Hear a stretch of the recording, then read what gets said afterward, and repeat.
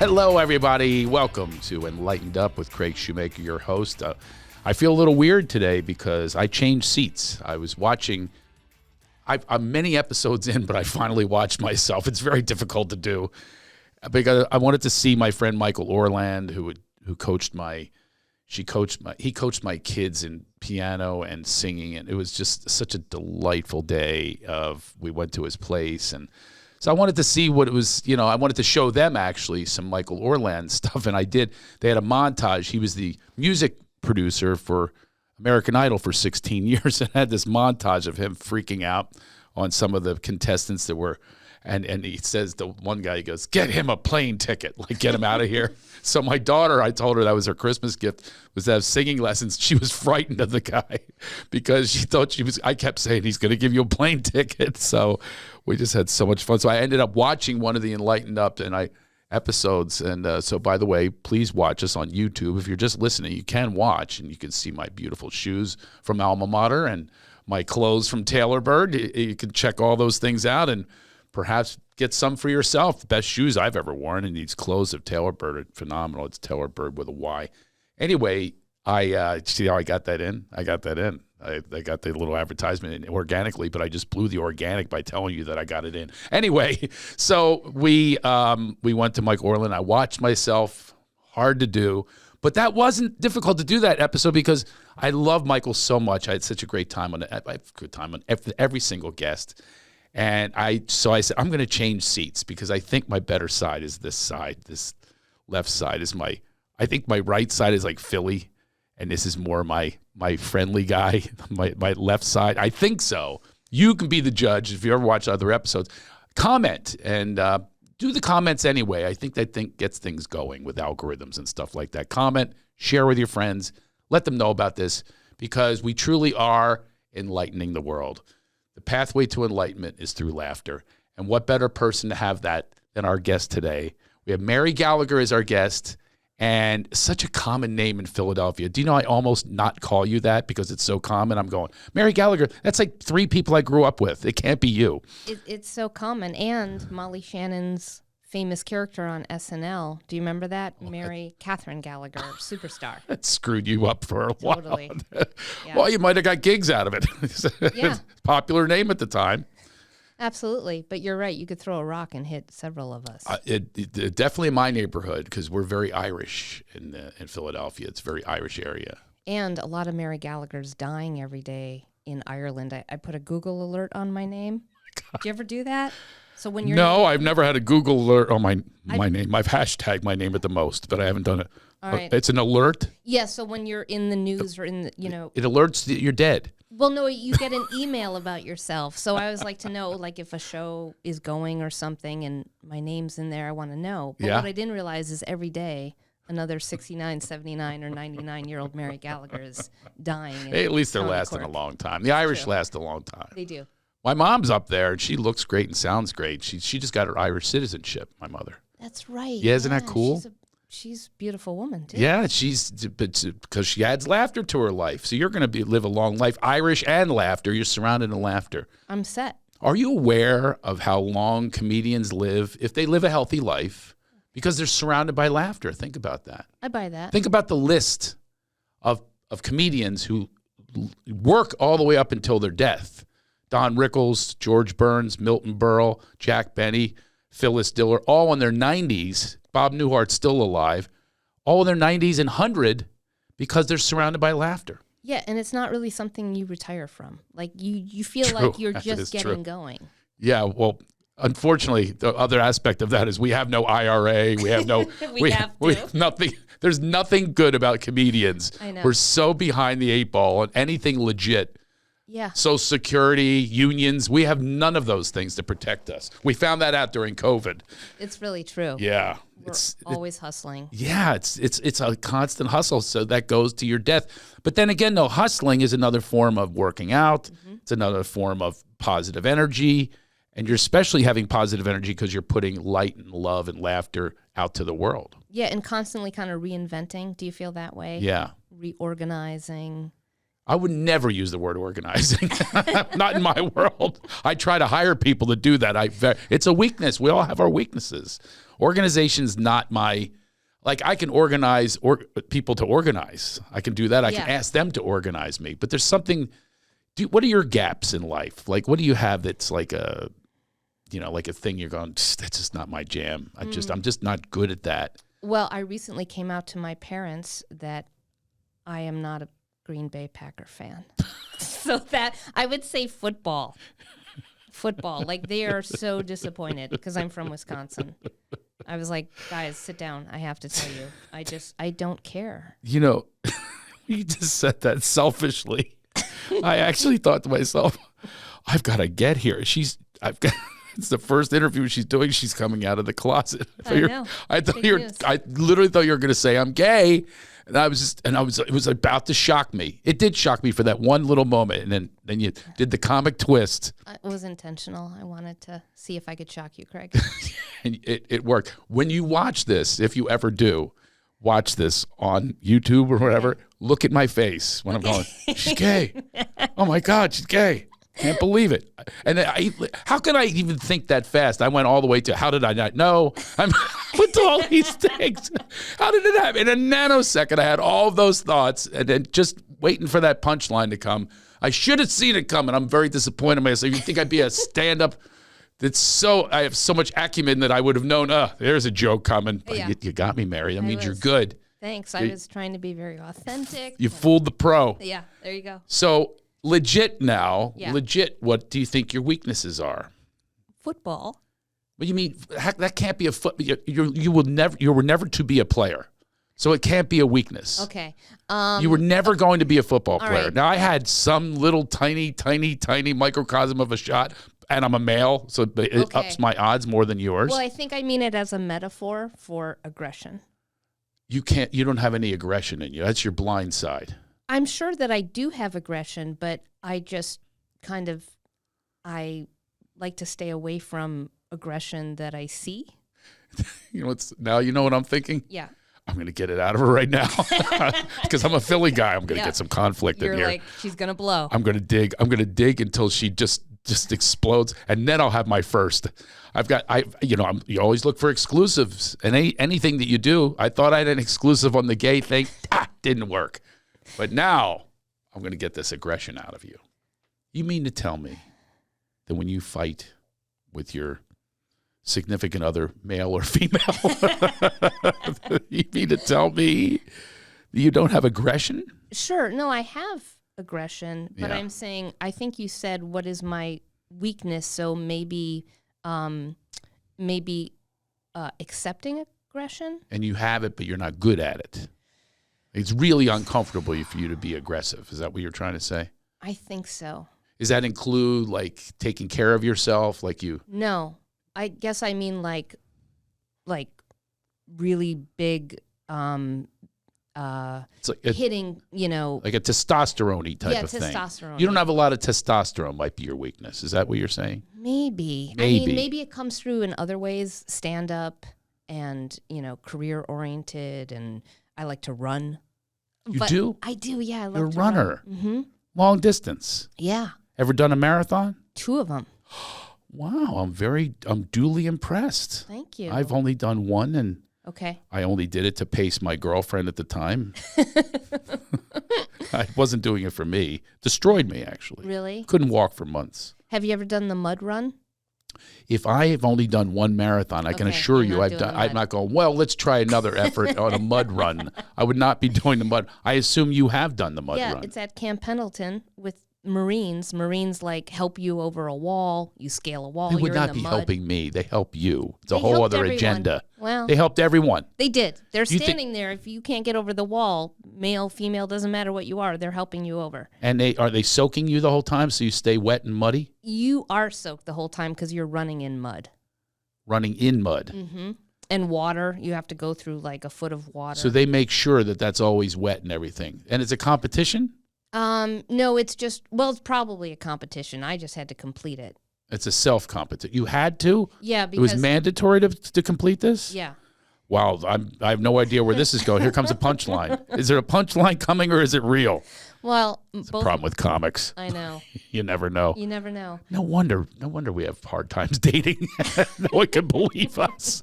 I've had that happen my whole life. No one believes anything you say. Really? You say something that's really abstract, and we are abstract people. Yeah.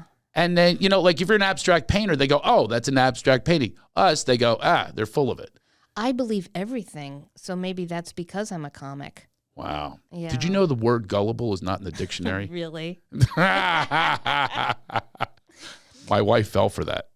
I like your wife. Looked up the word gullible in the dictionary. She She did? says, what are you talking about? It's right here.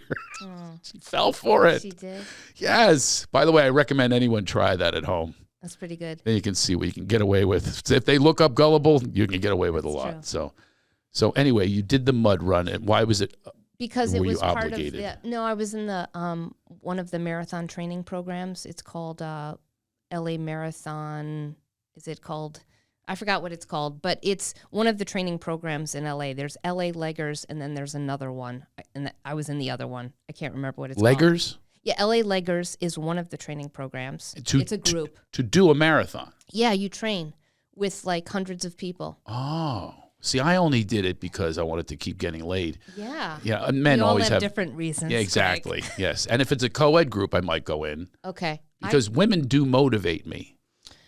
I remember in spinning class, I was not much of a spinner, but it was a class filled with women. Yeah, and one of them was Soleil Moon Fry. Do you know who that is? I do. It's Punky Brewster. Yeah. She was always in front of me. And I Really? just kept, if you keep pedaling, you can catch that ass. Because her ass is in front. Beautiful too. I still have a visual of it. So Punky Brewster, go get Punky. So you have to have a motivation. Yeah. As a man, I do. I need. I can't self-motivate. I've got to have some outside adoration, adulation, whatever it is, some shun. I need back attention. That's what love shun. I need something back that motivates me. I'm not very self-motivated. It might be a little weakness. Well, maybe it is women because I'm motivated because I'm a woman. So maybe women are the interesting. key. And so Yeah. you're either chasing them or you're getting your own ass moving. to get away. Get away from. I had no idea back in Pennsylvania. There were all these deer on the side of the road, like a lot. And I'm going, what's going on? My friend said, well, it's mating season, and the reason they go in front of the cars is they're running from the bucks. Really? I didn't know that. Yeah, I didn't realize there were really a lot on the side. I was shocked by it. My friend said that's the reason, that they're chasing these does are going, you're not going to get boom. And then I thought it was because there's not a lot of lights on like the turnpikes and stuff, right? In that part of the country. yeah, this is on back roads, rural Yeah. roads. I No, always there's thought- not a lot of lights. That's true. I thought that was the reason. And then the deer gets caught in the headlights. Yeah. Literally. The saying goes. I wonder if the buck goes, she deserved that. Just run away from me. But anyway, I think the theory is pretty good because, yes, we are motivated by different things. And a lot of people are motivated by at least sexual energy. It doesn't have to be actual sex. Mm-hmm. And you don't have that. You don't think so? No, I asked you. Oh, do I have a sexual energy? I thought you were saying you No. don't have that. No, you have no sexual energy. No, I would never. If I thought it, I wouldn't even say it. Even as a comic, I wouldn't say it. No, what I meant was motivated by sexual energy, like pheromones or whatever it's put off. I mean, Could it be sexual energy of myself, though? Could I be motivated simply I don't know the because- answer to Yeah. this. It's your answer, but I'm Right. curious if you have that. I've never even asked this question before. If I know that a lot of men are motivated by, even if it is attention, All of them. it doesn't have to be. What? All of the men. Don't you think? Oh, You all? said, I think so. Aren't most men motivated by sex? I don't know the answer to that. Okay. I haven't I don't know a met lot any- of Amish dudes, but I can't say, I did her in the back of the buggy there. Oh, yeah. I haven't met any that aren't. Motivated by sex. Yeah. Interesting. I don't mean, know I'm the sure answer. I've there's never been some. anything but a man. Right. Now, I know I could ask some gay men. But that doesn't mean there's no sex. Right. They could also be after that as well. Yeah. So I was just thinking you meant, pursuing female, but Oh. You say sex in general. Yeah, sex in That's general. what motivates. And I mean, I do know some priests, so I guess they're not motivated. Oh, that's so wrong. I am so not going there. I would never talk about priests with anyone named Mary Gallagher. There you go. There's something in there that I would definitely regret. I'll say nuns. I know a lot of nuns. I grew up around a lot of off. school sisters, and they weren't motivated by sex. Some of them. Well, then again, though, you're saying it's men anyway. You're saying that. Yeah. So that's my question to you. Is that ever a motivation for you? Is turned on by pheromones or turned on by the energy of a man? Because I'm assuming straight. Yeah. So turned on by it, or do you have it and cut it off? I mean, these are all curiosities I have because I've not really had these discussions with a female before. Yeah. And I grew up around females, so I have certain theories. Okay. And I've been married to females and I've dated females, so I have all the theories, but I've never been one. Right. So I really don't know. And I definitely have not talked to a female comic about it. Because guys are motivated by, like, for a while, it was waitresses' phone numbers and managers or whoever it was or fans. That was the motivation. I think I did for a long time. You did? I did. And we're I on to think, something. Finally, I got a scoop. I've been looking for a scoop for the last 15 minutes. I think we're on to it. Oh, really? And I think now it is more about that feeling within myself. So it's not that I don't think it is in someone else looking at me anymore, where for a long time it was. Wow. Yeah, but now... How does that stop? Well... Do you think you're putting it away? You think you're in denial? Like, you really think, no, that doesn't motivate me anymore? Like, I could care less what that guy thinks. No, I'm just saying it's more inward now where I am enjoying myself more than someone else's attention on me. Yeah. Does that make sense? It makes sense a little bit, but I'm talking about like the kind of like the motivator, just pure physical. Like if it was just up to me, loving me, I'd just stay in my hotel room. See, I'm thriving on that big time. I do enjoy a good hotel room. I just did the biggest nap of my life. Really? In a hotel room. I got in early into the town. I'm doing it tomorrow as well. Sometimes I get on those 1,000 thread count sheets and I am in my glory. Yeah, it's exciting. It's one of Tom Papa's jokes. What? He wakes up and says... I hate that everybody has a joke about something. Well, it's like an opening joke for him. What is it? Just so sometimes I wake up and my first thought is, I don't think I'm going to get a nap in today. Yeah. Oh, good. Okay, it's nothing like I was going. No, but I'm just saying, like, we think about naps. It's exciting. It's cocoonish. Yeah. And I get in that cocoon, and there is, oh my God, I'm just so happy. And no responsibilities. That's part of it. Do you enjoy that? Like, I just went away last weekend. Yeah. And 1 or 2 days, it's exciting. But then about the third day, I'm kind of missing being at home. Yeah. Do you feel that way? Yeah. Well, God, for years, it was really bad. Like I never wanted to be away. Really? Yeah. But lately, I've been getting the burdens of things like business and, home life. Yeah. Where I'm going, this is good to get away. Not only that, quite frankly, for my wife's sake. Yeah, to have some time I think apart. she's pretty much over this action here. So, yeah, I mean, I think, maybe to get away so she doesn't have to see what I look like in the morning. Yeah.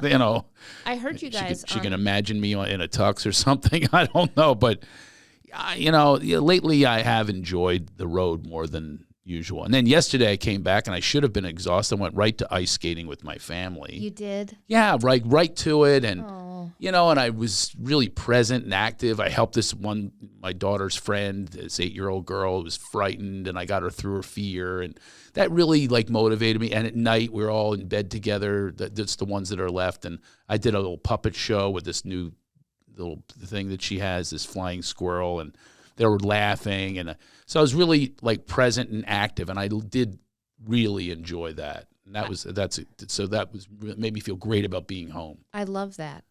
Is there anything better than that? No, no, I can't say there's anything better. I guess because if you're doing the old motivations of scoring, as guys say, yeah, there's too much codependence for me. Like, what do they feel? Am I hurting someone? Yeah. And, violating boundaries, and there's all that kind of stuff. So, yeah, there's the dopamine hit, but the bottom line is when you can completely relax in life. Yeah. That's why I like the cocoon too, though. Yeah. No responsibilities. And I have a ton. Breadwinner owning businesses and stuff like that. Getting here on time for you. I was 2 minutes late. But so. I like your awareness of it. Like, I love that that when you were with your kids and a friend and your family that day, that you were present. Yeah. Because that shows, I'm sure when you're not, and then you probably are like, oh, I am right now. This is... Yeah. It's huge. Some people don't know that. No, that's actually a lot of what our show is about. And even we're about to embark on a show together. We are. Which is deeper than most comedians go. That's what my life is about now. It's just keep on exploring and mining. Curious, and creating. Right? Yeah. Yes, and curating and so curious. Exciting. Yeah, it is. And to me, that's what moves me and motivates me. But then again, though, that is about other people. That is not just about self. You're talking about it's about yourself. You feel good about yourself. You don't need anything else. I still do need that stimulation, even if it is helping someone.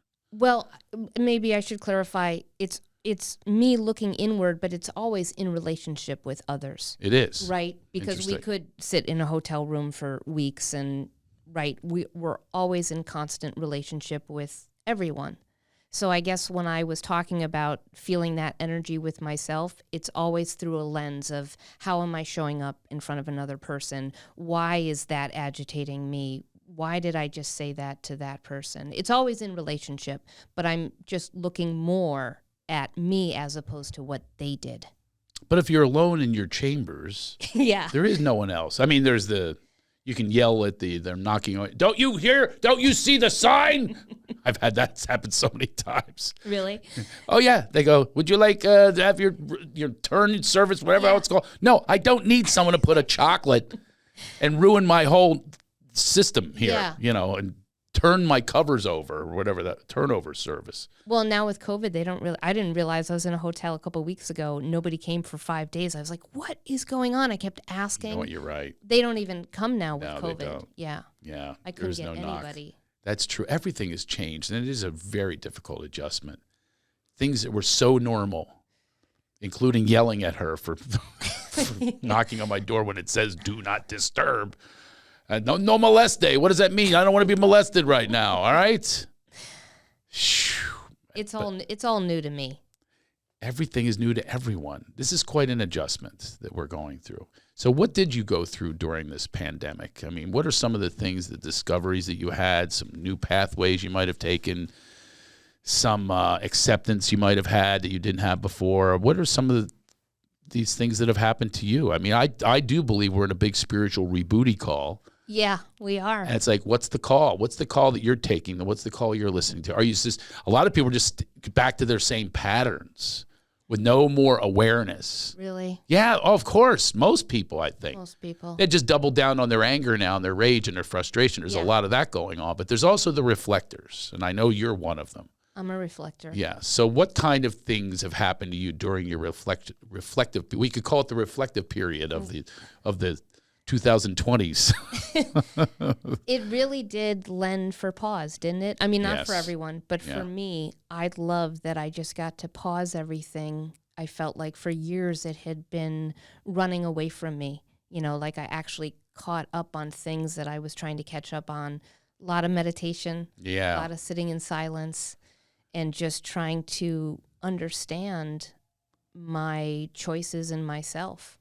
A lot of the noise was cut out. Yeah. I noticed birds were starting to fly and butterflies. I don't know if you noticed that when things were really shut down. Wow. When people were in that little fear space and they're not going out at all. Like parks were even closed. Yeah. I really noticed the quiet. Wow. Are you into nature? Oh, yeah. Oh, I love that. Yeah, I love nature. I hike. Mm-hmm. And, it's a pretty big thing for me is I like to be out. As a matter of fact, I had a big problem when they were shutting down parks and things like that. And, everybody, this is what the whole thing with the pandemic is, how politicized it is people get in one group or another. And that's the one thing that I have found during the pandemic. I'm not in a group anymore. I'm not that I ever was, but I was definitely leaned like left. Okay. because of the social issues, because I think that more of the right is, there's more prejudice and, phony evangelicals. There's stuff that I do not resonate with. Well, now I'm finding the left they do equal attacks on things. They really don't know something. They just repeat what they're told. They're programmed by the news. So I'm out of the left now. So I got more centered. You're taking yourself out of all of it. Yeah. I like that. I don't deify anyone either. I can't deify it's Anthony Fauci. Everybody's fighting over him. It's like, why would you deify a guy anyway? Mm-hmm. That's what they did with Hoover. He lasted a lot of administrations as well. Why would you deify someone and canonize them and think they have all my answers? Right. That's no way to go. So in my reflection, that's what I found. I like that. Is get out, obviously, Donald Trump, I felt that way for a very long time, way before he was elected president. So it's not political. Right. It's a thing that I don't resonate with a value. I'm going to express it. That's the direction I'm going to go no matter what. Anyway, that's what happened. So did you come out a different person out of the pandemic? Not that it's over, but I'm talking about that big quarantine time. Yes, but I went into it already started. So I went into that already having started a shift in my life. And I think, once it happens to you, you realize there's no going back again, right? You're just super curious and aware all the time and just getting comfortable with the new, my new existence, I guess. Yeah. Have you ever do you write about this and it goes on stage? Do you talk about some of these transitions that you've been making, transformations? So I write scripts, and I would say most of that writing is showing up more in scripts than it is my stand-up. Yeah. But I would like to, I can already feel the change that has started to happen in my stand-up, which is something I feel like I need to catch up to. Because you kind of do things so long for one way, and then I was like, oh, why am I even doing these jokes? So I think that there's They give you the immediate feedback too. Yeah. So if I've actually written scripts and tried it on stage. Wow. Yeah, you try little scenes on stage. That's cool. It's obviously written differently, but you're feeling the impact that it has, whatever the premise is, whatever you're trying to get across, the emotional aspect of it, you're bringing that to the piece. So like right now, everything I'm writing has to do with this frustration that we're all feeling, and I really express it, that kind of some of the ridiculousness of rules that ever change. I don't like rules anyway. Yeah. Are you a rule person? I'm kind of a rule follower. I know you are. So that's probably why we'll work well on that show. You together. mean us being together? Don't you think? No, it makes for a great balance. Yeah. I need rule followers. Well, because I'm kind of also the one who's steering the ship and making sure I'll take it into an iceberg and then deal with the results later. Yeah, exactly. You're prevented from even happening. Yeah, I'll be the one to be like, Craig, don't forget about this part over here that you have to say. Yeah. Well, that's good. That means we do make a good balance. I think that I instinctually I probably knew that because I don't know you that well, and yet I reached out to you and on pure instinct and thought you might make a good teammate of mine for whatever it is. I'm pretty organized in that sense. Yeah. I think it was just the way I was raised. But it doesn't mean that I don't break rules. It just means that I kind of keep coming back to asking what are the rules. Yeah. Does that sound like bullshit? That kind of sounded like bullshit just now. I don't know. I'm just trying to... Was that a reflection back to my response? I think he thought that was bullshit. No, I'm listening just to the way myself, he breathed. And I'm like, oh, I don't know. I don't know. It's an interesting concept. Again, let's explore it, because comics in general, that's kind of what we do. We're curtain pullers, we're rule benders and breakers, right? Because we do not want to be told something that doesn't make any sense. I've never heard of curtain puller. Really? Yeah, what does that mean? I'm thinking rabbit puller, like a magician. Wow. I thought it was really common. It pulls the curtain. Well, it's a metaphor, and it's actually, I think it started with the Wizard of Oz. So what Toto did was, I actually, when I teach, which we'll talk about this on Fireside, when I teach, I do the Wizard of Oz. I take you through scene by scene on what it's really about. It's really about your life. Oh, absolutely, 100%. And one of the things that happens is when they get to Oz, to the Emerald City, remember, everything's good, ha, ha, ha, ho, and a couple of la-di-das. That's how we pass the day away in the merry old land of Oz. Snip, snip, snip, chirp, chirp, chirp. You know what I mean? And it's all, they've got their own barber shop.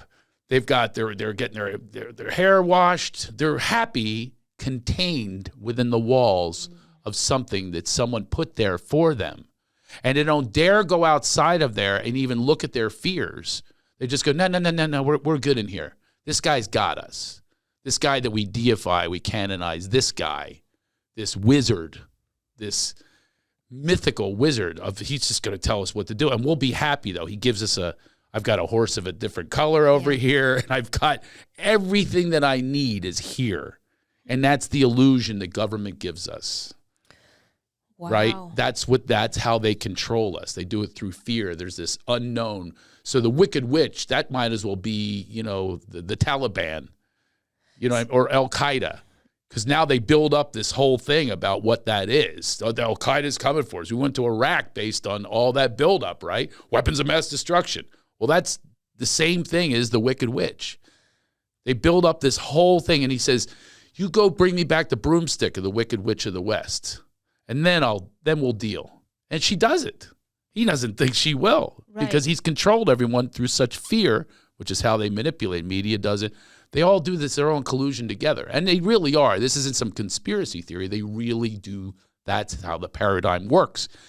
So in The Wizard of Oz, which is the greatest, that's why that's lasted all these years, because it's an absolute story of enlightenment and finding your truth and finding your God, finding your higher source. That's what the whole journey is about. Mind, body, spirit, Scarecrow, Tin Man, Lion.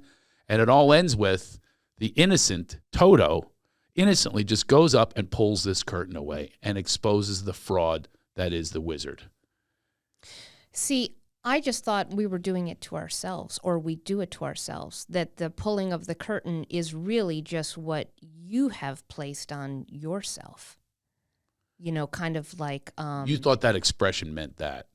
Yeah, or just when you were talking, like that, kind of like the man behind the curtain, there's a wizard, and that I feel like I've been doing that to myself. And that when I reveal and pull the curtain, I realize, oh, that's all my perception and my judgments. And, that's right. Right. Well, that's the reflection. That's what happens. Right. And it reflects the phony in us. Absolutely. It reflects the fear in us. It reflects all of that is done in The Wizard of Oz. It's all so you can really do this introspection and these discoveries. And then you have a choice. Once you do that, you can either get back in line. By the way, all those people stayed and they weren't mad at him. They're like, well, we're not going anywhere. Right. Remember? They're celebrating the guy, and he even leaves them. Yeah. Way to go. We love you anyway. That's the kind of denial people are in. Once they're in that deified category, people they don't trust themselves to challenge that and say, so they're not pulling their curtain. Right. They're not. And that's where we're both in agreement here. It is both pulling the curtain on some frauds, phonies, the inauthentic, but then we have to do that to ourselves. Is where are we not being authentic? And I think that's what you're saying. Yeah. Yeah. But curtain puller, that's neat for a stand-up comic. And so we're Toto, and people are mad at Toto a lot of times because if you make these discoveries and challenge someone's beliefs, whether it's religion or politics, why do you think they even say don't talk about politics or religion? Why do they say that? Because it polarizes and it separates us. Yeah, but why?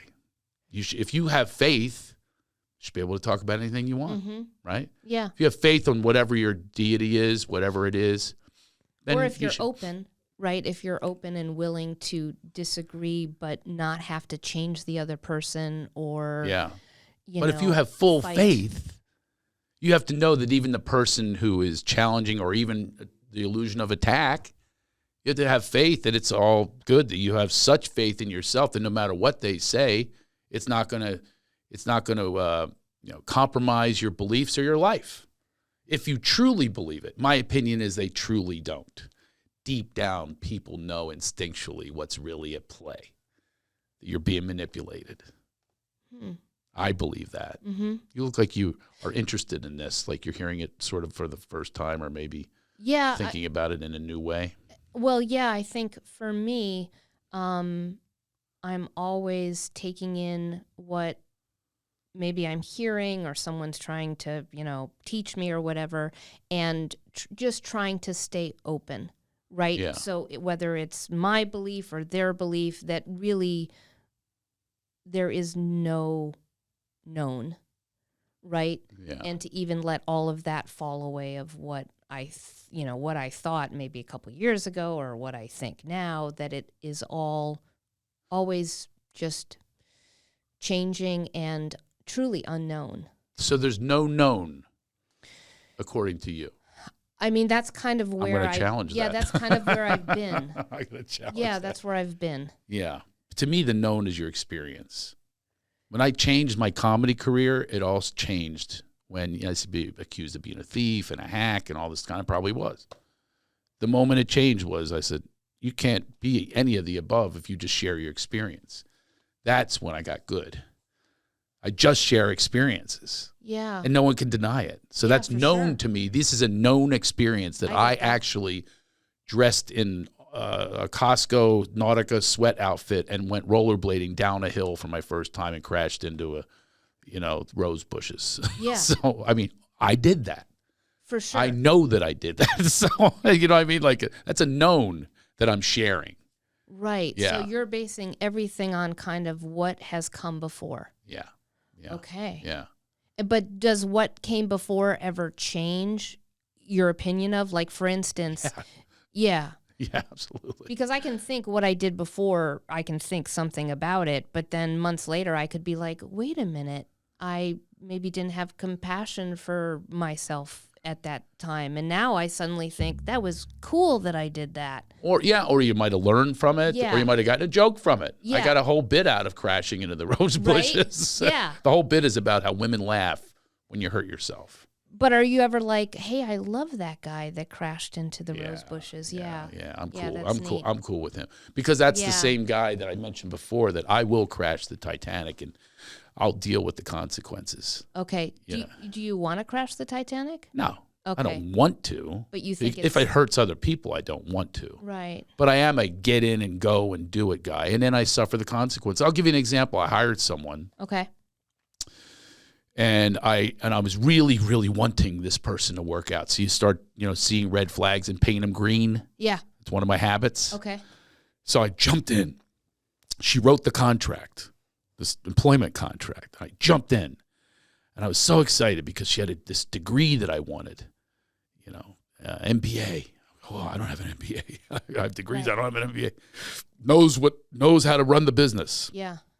So I had faith and put faith in this person who was truly atrocious, like didn't deliver anything that I wanted. I even said, I have to have certain benchmarks. I use that word. We have to hit so I can pay you.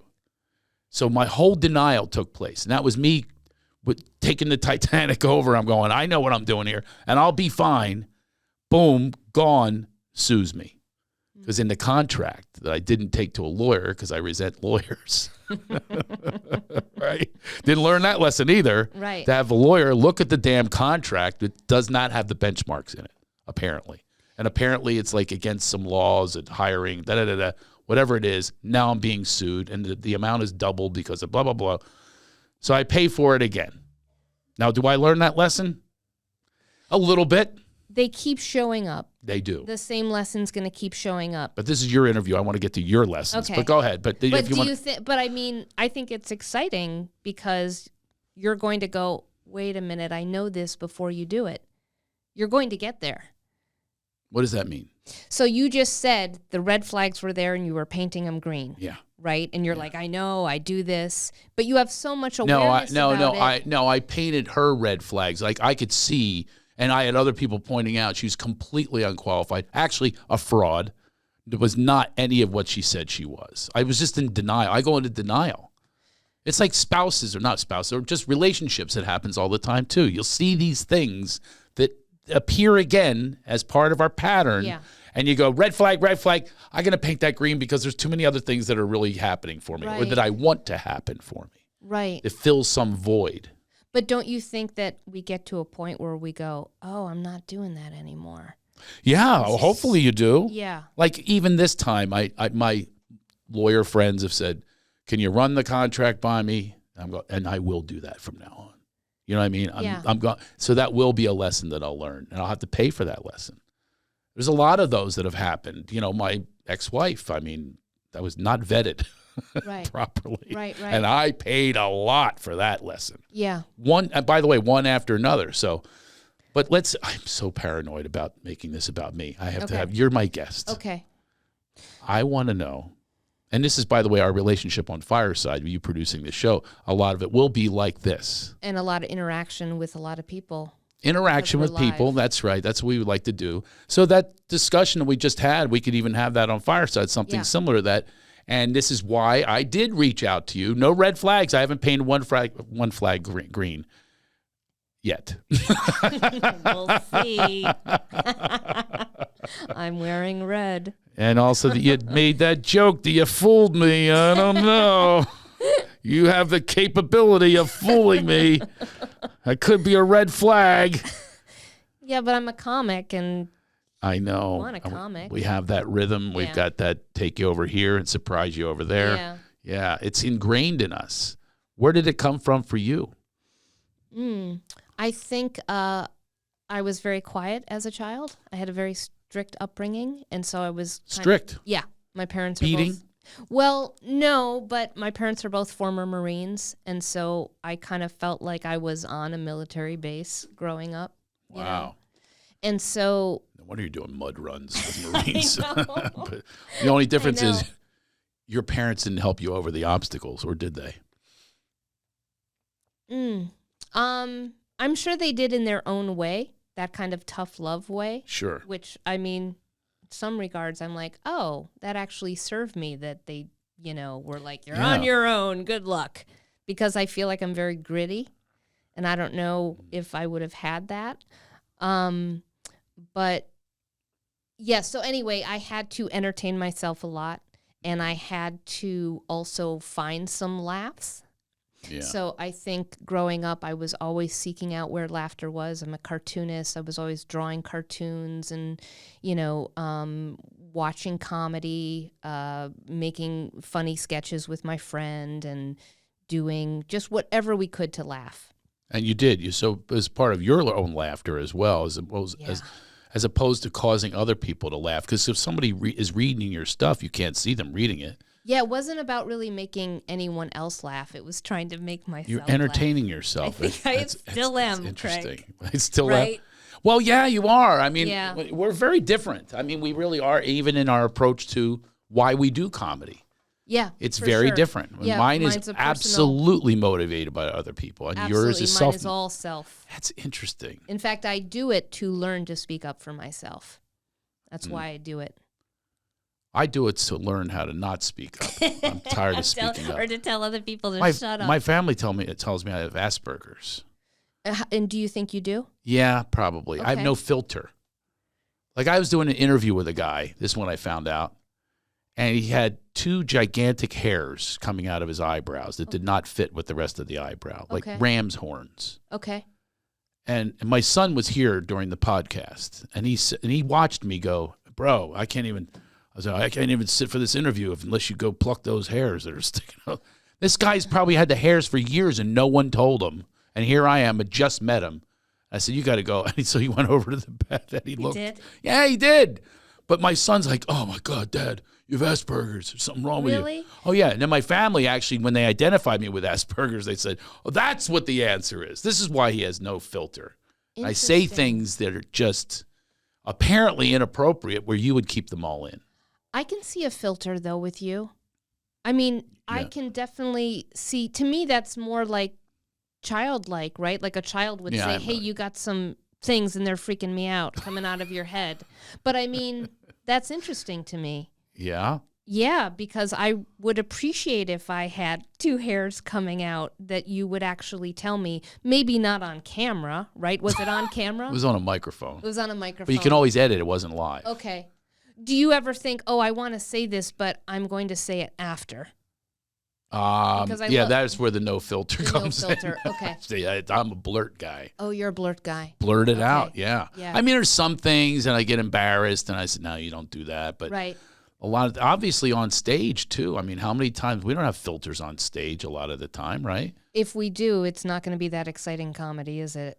I mean, I realize the times that here's a great example. I recently did a taping and someone was asleep in the audience.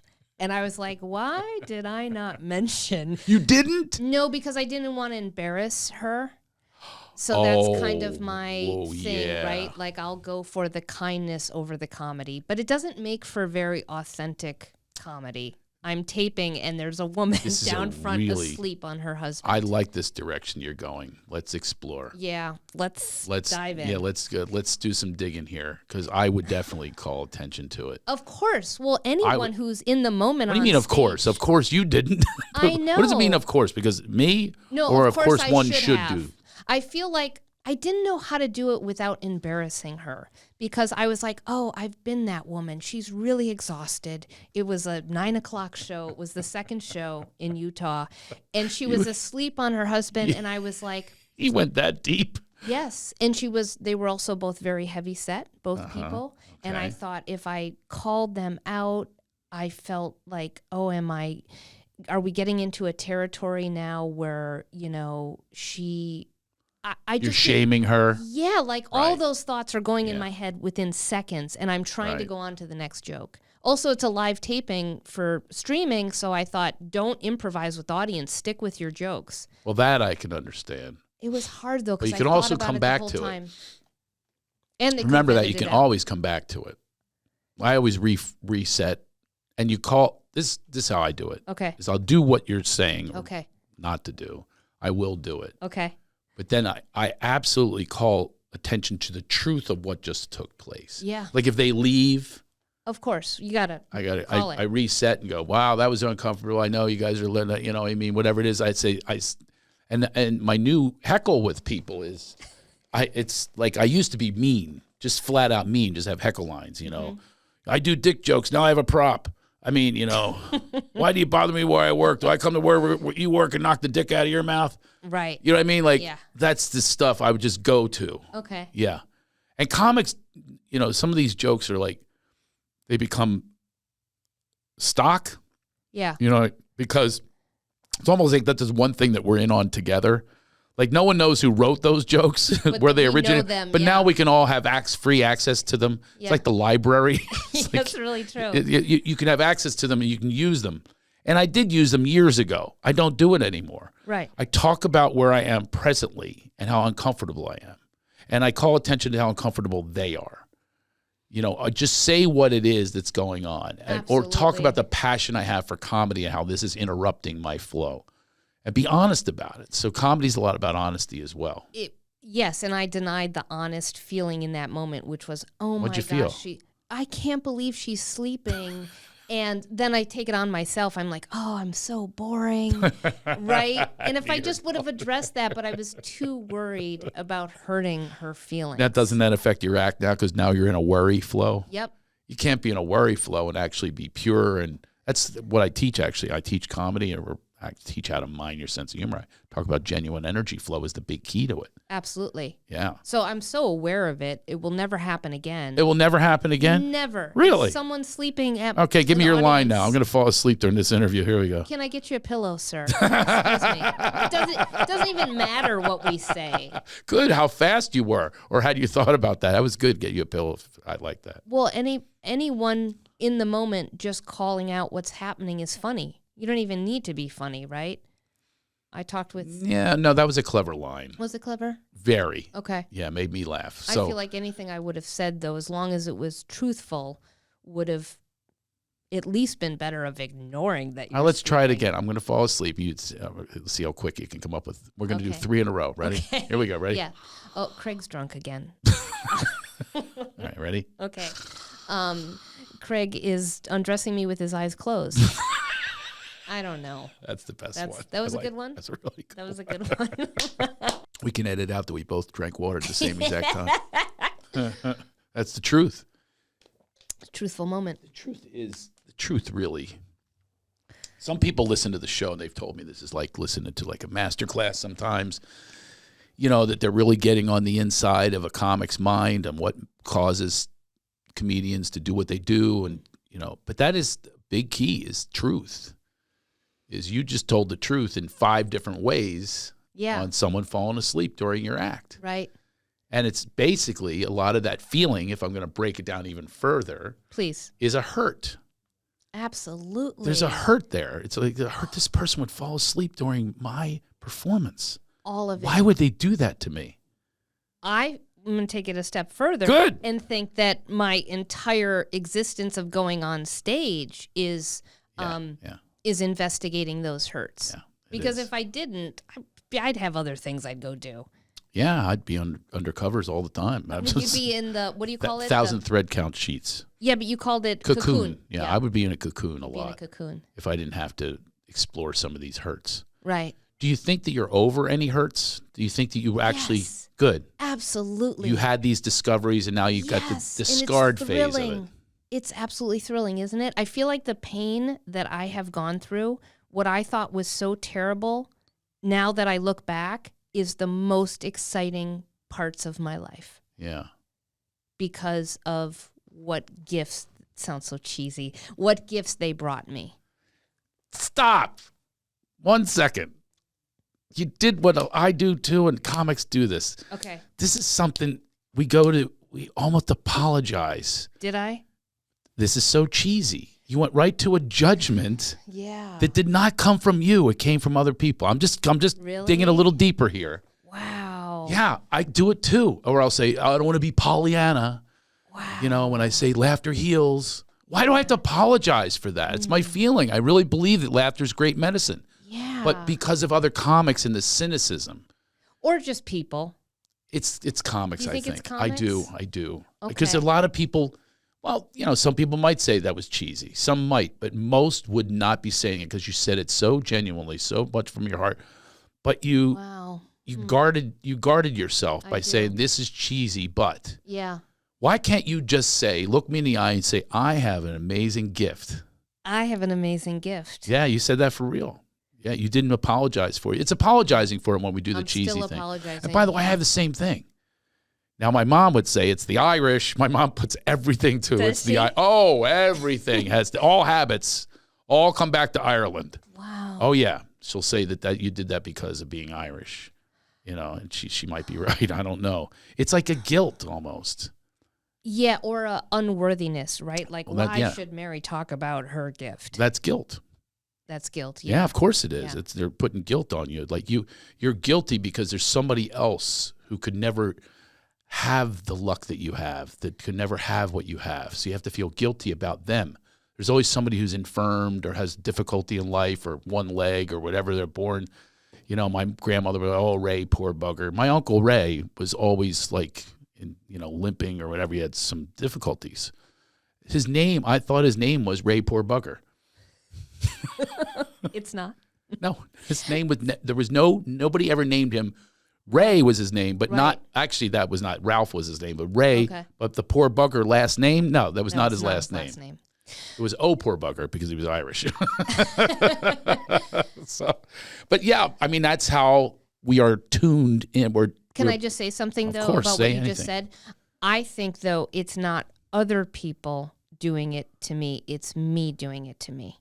So when you said I was apologizing, I know that. Like, I know, though, it's still Mary's decision to go, oh, let me apologize. No, I'm going to disagree with you. No one else is making I'm disagreeing with you. Yes, they did.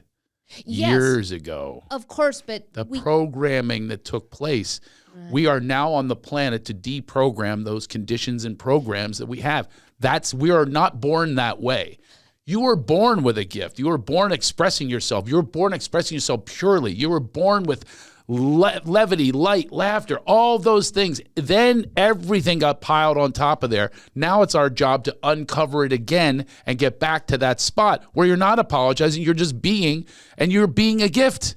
But that's the thing, is I'm aware of that. I'm aware of the programming and the deprogramming. So when those words left my mouth, I take full ownership of knowing that I was apologizing, not someone was holding forcing an apology out of me. So maybe I haven't deprogrammed enough, and that's a lifelong of course, thing, but the I don't want to call the word blame, but it all starts with the programming, and that's from Right. other people. Right. You're completely innocent at the time you're being programmed. Right. Now, here's the thing: is adults are now being programmed by society and all these things, and whatever the rules, mandates, laws are, they're still being programmed every day. Now, it is our job to be. My wife talked about this morning. I was asking her about some things that she's dealing with, and one of her things is she doesn't stand up for herself. Like if someone shames her about not wearing a mask, she'll just put the mask right on. And she has friends, though. I said, well, how does it manifest? She goes, well, I have friends that'll say, I have a mask, and they pull it out of their pocket and they put it back in their pocket. So I was like, I mean, she wishes that she was brave enough to say, I'm not wearing one right now. I think how we feel. Yeah, and we're all on our own path, and we're all led by our own higher source and stuff like that. But if you get in line with everyone else, you're not listening to your higher source of this. Like I said, you're born in this light. Right. And the light has no judgment. The light isn't saying, I better not say I'm gifted. I have a gift. Right. You know what I mean? No, and the guilt and shame and all that kind of stuff. And you ever listen to Brene Brown? I love her. You do? Of course. Yeah, one of my Daring Greatly. Yeah, her and Wayne Dyer, my two faves. I love him. Yeah, I mean that's the way fantastic. I want to take my life. You know, the direction that they have found through their higher source and their discoveries is shame root stuff. Yeah. And like I said, I'm not calling you out, so to speak, but I did notice it because it's a reflection of what I do. Absolutely. No. I've said the same thing. I said, I don't want to. Yeah, because how many times have we been told part of the program is, it needs to be knocked down a few pegs. Yeah. Especially with Marine parents. Oh, my gosh. Don't you dare. It probably had you doing grass drills or whatever. Yeah. It's even interesting the word cheesy that I used, right? Like, well, you are from Wisconsin. Well, I'm from Wisconsin. But like, who's that crazy? It's yeah. I actually say cheesesteaky. Cheesesteaky. That's a good one. I'm from Philly, so that's right. I don't want to sound cheesesteaky here, but no, it's that. Why do you think that's such an interesting word? Because I was trying to kind of say to you, it's no one else. It's me apologizing. But then I'm like, oh, the word cheesy. I am from Wisconsin, and we're talking about kind of that, when you're first programmed, right? Mm-hmm. You're innocent, and then you have all this stuff that you start gathering, right? So just the word cheesy, like I don't think I ever say the word cheesy, but I did just say it there. Really? In my apology, yeah. You say you're not apologizing now for it. No, when I was apologizing. Yeah, you're apologizing for, myself, for your own expression of self-worth. Yeah. Isn't that crazy? Yep.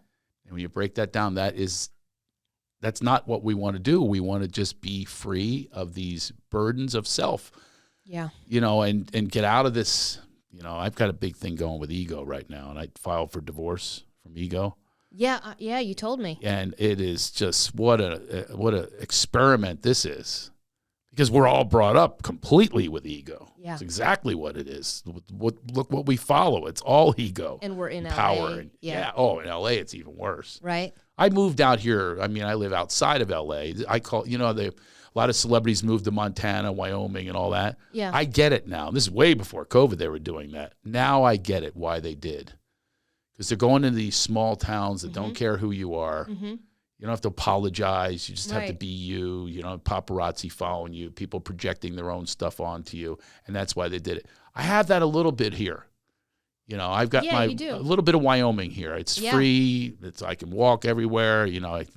Not that anyone goes, come here. There's no paparazzis around. But I'm just saying, there's like room on the streets and parking and parks and mountains and lakes and everything else. So I've got it here, but I can still be with the Hollywood cheesies. The cheesies, the big cheeses. It's kind of like that old joke, isn't it? That you go to Los Angeles to make enough money so you can leave. Can get out of Los Angeles. That is true. I'm very disappointed lately of Los Angeles. I don't know about you. Yeah. I used to defend it for a long time, but this pandemic is really... It's really a thing with you. It is. Yeah. It is. It has opened my whole self up to, challenging myself and my beliefs and things like that. And I'm happy about it. I'm happy that I am doing that. Mm-hmm. I think it's made for better comedy. I think that I'm feeling things that most people are feeling. There's not a lot of people right now with profound confidence. Mm-hmm. Think about that. Mm-hmm. With like, confidence comes from repetition. Repetition becomes intuition. Now we're challenging our own intuitions because the repetition stopped. Mm-hmm. It just stopped. Everything is challenged now, every move that you make. And that's going to make you really reflect or deflect. You're going to do one of the two. Yeah. Yeah. There's a lot of deflection. That's where the anger comes from. Misplaced rage. Yeah. There's a lot of that going on. It's a fun conversation. I like how we are going in a lot of different areas, but they're all very connected. Yeah. Don't you think? Well, yeah. I feel, I'm not going to apologize for it. I feel connected to you. Don't you dare apologize for it, because I will call that shit out. Yeah. I mean, I will say that truthfully, that is difficult for one to say because you feel, if you go into the filter version, yeah. Okay, it's inappropriate, it's boundaryless, to say to somebody, wow, I feel connected, I feel love with you, If you say that in society, we are programmed to go, me too. Right. There's a lot of different cancels. Yeah. There's a lot of places you could go with that. Mm-hmm. As opposed to I just expressed my moment mm-hmm. of awareness, and I just looked at the clock and how fast that went. Wow. Yeah. And I was like... Yeah. And then there's the other part of me that goes, well, was it interesting for people? Yeah. Am I gonna get likes and ratings and all that kind of stuff? Yeah, there's a little part of me that does that. And that's what's sad about art is we have to have an audience for it because we don't make any money if you don't. But then again, though, you've got to stay authentic to yourself. And that's what I do believe, though, at my root, that people will find this and find our conversation and find the other conversations that I won with Francis Crone. I don't know if you know who he is, but not a well-known comic at all. He's from Ireland, actually. Really? Yeah. And we went just, again, love. It was like a love that happened between us, and we've stayed in touch. And it just, it happens a lot with me, with people, and I think it's amazing. And I hope that people that are watching or listening also pick up on that and bring that to their own lives. I like your curiosity. You know what I mean? Yeah. I like that when something comes up, you want to get into it and talk about it. And I feel like, especially once you get to kind of our age, a lot of people don't want to be open to anything new. Yeah. I've had people say to me, look, I'm not learning anything new, and I don't want to. And I was like, wow, that's so sad, isn't it? So sad. But that's me judging them, right? Maybe it's perfect for them, but it's hard for me to imagine not waking up and it is sad. Now. It's sad if you went that way, and we all do go that way.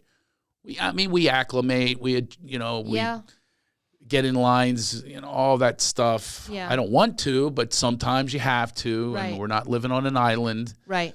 And we do depend on, other people they have to like us because they have to come see us and pay a ticket.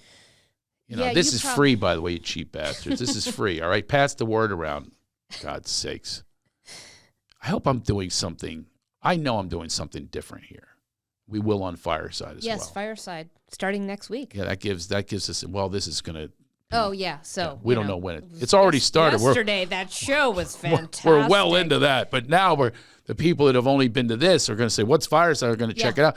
And I think they have recordings of our previous shows on there. The replays will be around. Yeah. Well, this was extraordinary. This was great. I look forward to more conversations with you. Me too. There's a book called Conversations with God. I know it well. One of my favorite books about spirituality of all time. It's a good one. Anything defines my journey into the spiritual world, it's that one, Neil Donald Walsh. It's a good one. Well, they have 3 books. I got a 4th, Conversations with Mary.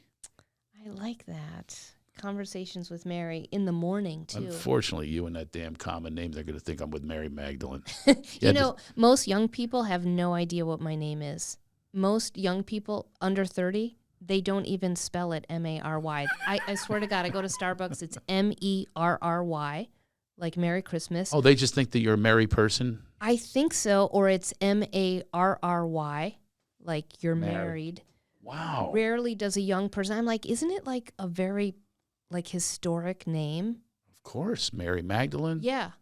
Virgin Mary. Right? Just mother of Jesus. Did he Mary? know? Did he know anyone not named Mary back in the day? I know it was a lot. Day. It was Well, his mom's name, Mary Magdalene. Do you think he had to be like, hey, can you tell me which one you are? Because it comes up on my notification just as Mary. I don't know. Who is that? Who am I talking to? There was the grocer Mary. Remember that? Yep. Book of the Bible? Yep. The grocer Mary. That's where he went for his food. He never talks about, except for the turning water into wine. There's no discussion of what did he eat every day. He should have got more into that. It should have been more journaling. Yeah. And we're making assumptions. Where was he for like 30 years? Anyway, Mary, it's a real pleasure. Thank you. I usually end on a bang or something like that, but I'm not with you. You ended on a sip. No, I'm not going to end on that either. I'm going to end on just, I'm sure, I want to express my appreciation for you being here. I look forward to having more conversations with you on microphones and not microphones. Me too. And having a good time. And I know you already have your boundaries with me. Do I? Oh, yeah. You're very strict with your boundaries, I've noticed. Oh, thank you for saying that. Yeah. I've been working on those. Oh, yeah. You let me know. Really? Oh, yeah, folks. So I have different people feedback. open for me, right?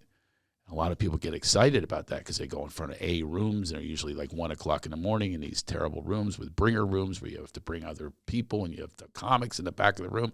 So I provide this opportunity for people, to open for me. So Mary, now she doesn't just accept that. She says, by the way, you don't own me when I'm, basically that's how I heard it. When we're on the road, I'm going to do my thing. Didn't you say something like that? I would say that is a far stretch from what I said. First of all, when you understand said Mary my filter, that's how I heard it. Wow. Like when we go on the road, you don't own me, boy. I didn't hear it like that. It wasn't like that. Yeah. I said when we're on the road, is my time in the daytime my time because I have so much shit to do. I said it like Philly. Yeah, you did. That's how Philly says it. You don't own me. Boy. You don't own me. Hey. And then I spit on the ground and dug my heels in. No, but can I just You say... said that like a leprechaun. I dug my heels in. Can I just say that may be the biggest compliment I have ever received? That you just said Mary has some good boundaries. Wow. That's pretty crazy. Yeah. I love that. All right, Thank you. I'll remember that I said something that was profound and significant and for me, a game changer. Yeah, for you. I'll never say it again to anyone else. That's only yours. Can that only? By the way, you're the Mary. only one that would ever do that. Really? Say you don't own me, dude. Or however you said it. Yeah. You're the rest of them go, what can I do? Can I go to press with you? And you're like, I will only see you at the show, pal. Single mom. I got a lot I got to do. The moment I got wake it. I got the message loud and clear. You don't own me. I'm going to have my own time. Just tell me what your intro is. I'll see you at the show. 2 minutes before the show, I'll say, hey, and then I'm doing my thing, pal. Then I go home. Listen. I won't even talk to you. And what's your social media? Mine is my friend Mary. My friend Mary at everything else. Everything. Okay. Thank you, my friend Mary. Look forward to more of this. Thank you, and Craig. Hope you all enjoyed becoming enlightened up today. Make sure you share and post and all that stuff. All right? So remember, my slogan, you all need to enlighten the fuck up. Okay?